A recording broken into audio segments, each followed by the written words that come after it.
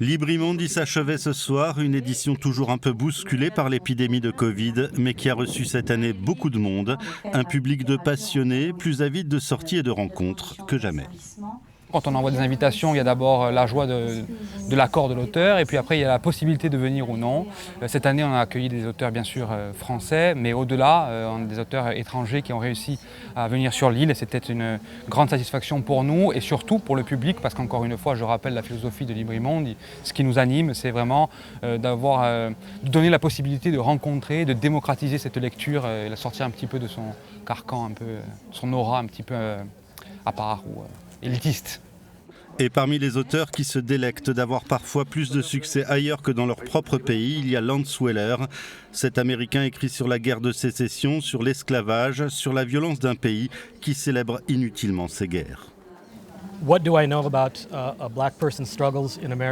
Que sais-je des combats d'une personne noire aux États-Unis aujourd'hui? Rien. Je suis un homme blanc, privilégié.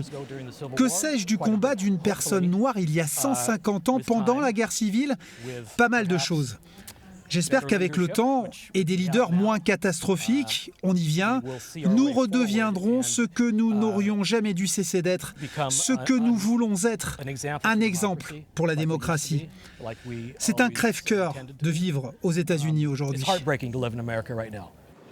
Ainsi va Librimondi pour Lance Weller. Ici on évite la culture woke, mais on n'hésite pas, même quand ça dérange, à parler vrai.